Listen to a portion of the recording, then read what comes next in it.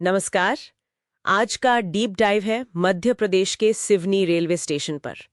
हमारे पास एक रिपोर्ट है जो इसके 100 साल से भी पुराने नैरो गेज इतिहास से लेकर आज के एकदम नए वो जंगल बुक थीम वाले अवतार तक की पूरी कहानी बताती है।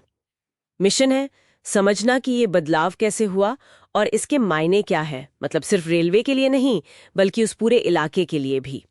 तो चलिए सीधे इसके इतिहास में गोता लगाते हैं। सिवनी स्टेशन ये कभी ऐतिहासिक सतपुड़ा रेलवे नैरोगेज नेटवर्क का हिस्सा था। इसे 1903 में बंगाल नागपुर रेलवे मतलब बीएनआर ने शुरू किया था। मकसद तो साफ था, जंगलों से लकड़ी और कोयला निकालना, है ना? हाँ बिल्कुल, वो अंग्रेजों के टाइम पे यही मुख्य कारण था। लेकिन दिलचस्प बात यह है कि ये लाइन अनजाने में ही सही स्थानीय किसानों के लिए बाजार तक पहुंचने का जरिया और भारतीय इंजीनियरों के लिए मतलब ट्रेनिंग का मैदान भी बन गई। बिल्कुल, वो नैरोगेज का दौर अलग ही था। रफ्तार धीमी थी, हाँ करीब 50 किलोमीटर प्रति घंटा औसत होगी, लेकिन खिड़की से जो नज़ारे दिखते थे वो कमाल के थे। और ये दूर दराज के आदिवासी इलाकों के लिए तो जैसे जीवन रेखा थी। सबसे सस्ता साधन, सबसे सुलभ। दिसंबर 2019 में वो युग खत्म हुआ जब आखिरी नैरोगेज ट्रेन चली वहां। तो मतलब ये सिर्फ पटरियां बदलने जैसा नहीं था, ये तो एक पूरी जीवन शैली बदलने वाली बात हो गई। हाँ, कह सकते हैं।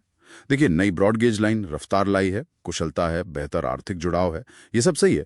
लेकिन वो पुरानी धीमी यात्रा का अपना एक चार्म था, और उन दूर दराज के इलाकों से जो एक गहरा नाता था वो अब शायद वैसा नहीं रहा।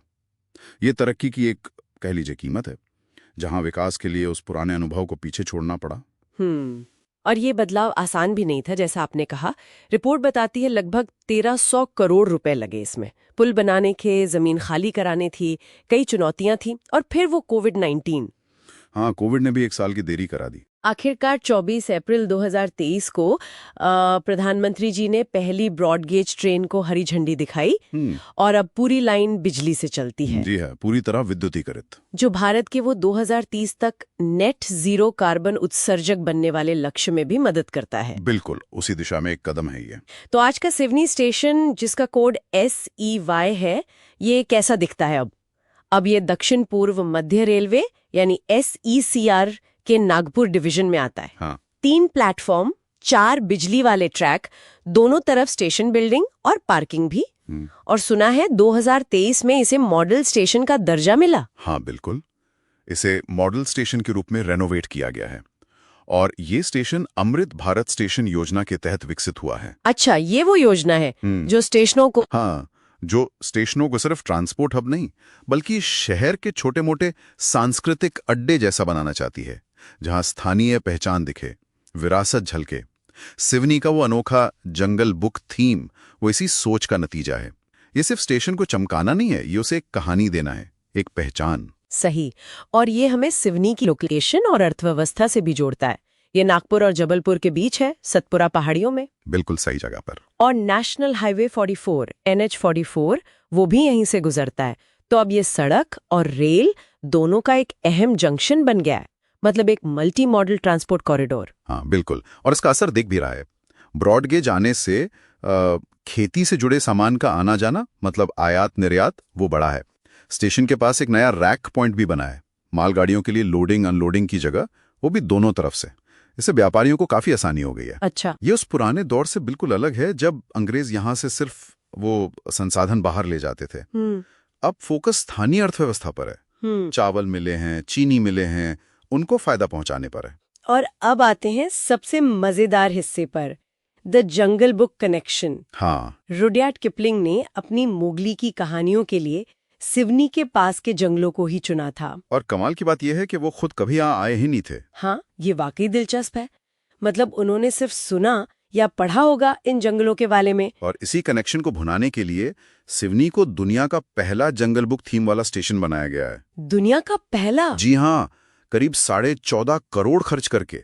स्टेशन पर अब मोगली है, शेर खान है, बढीरा, उन सब की मूर्तियां लगी हैं। तो ये थीम एक तरह से कहानी को हकीकत में लाने जैसी कोशिश है, भले ही लेखक यहाँ ना आया हो। बिल्कुल, और ये दिखाता है कि पर्यटन में कहानी गढ़ना, मतलब जिसे मिथक रचना कहते हैं, वो कितना ताकतवर टूल हो सकता है। भले ही उसका आधार कल्पना ज्यादा हो, हकीकत कम।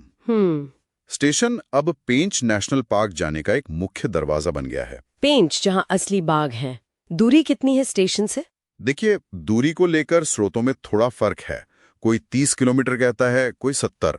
पर हाँ, ये गेटवे तो है ही। और पास में दूसरी जगह भी है, जैसे एशिया का सबसे बड़ा मिट्टी का बांध, भीमगढ़ संजय सरोवर बांध। अच्छा। वैनगंगा नदी का उद्गम स्थल भी पास में है, और आमोदगढ़, जिसे लोग मोगली का इलाका मानते हैं। तो काफी कुछ है देखने को। जी। तो कुल मिलाकर सिवनी स्टेशन का ये जो नया रूप है, ये सिर्फ पटरियां बदलना नहीं है। ये दिखाता है कि कैसे भारत में रेलवे स्टेशनों को सिर्फ सफर की जगह से आगे बढ़कर आप आर्थिक विकास, कनेक्टिविटी और यहाँ तक कि पर्यटन और सांस्कृतिक पहचान का केंद्र बनाया जा रहा है। बिल्कुल। पुरानी जरूरतें बदली, औपनिवेशिक काल वाली, और स्टेशन का मकसद भी बदल गया आधुनिक भारत के हिसाब से। सही कहा। बुनियादी ढांचे के साथ अनोखी कल्चरल ब्रांडिंग का मेल है ये। यहाँ एक सोचने वाली बात जरूर उभरती है। जब किसी जगह की पहचान और उसका आकर्षण एक ऐसी कहानी से जुड़ जाए जो सिर्फ लेखक की कल्पना में थी, उसके असली अनुभव में नहीं, तो ये क्या बताता है कि आज की दुनिया में जगहें अपनी पहचान कैसे बनाती हैं, लोगों की रुचि कैसे जगाती हैं। क्या कहानी का असली होना, मतलब सच से जुड़ा होना, उतना ही जरूरी है जितनी कहानी की अपनी ताकत, उसका अपना जादू?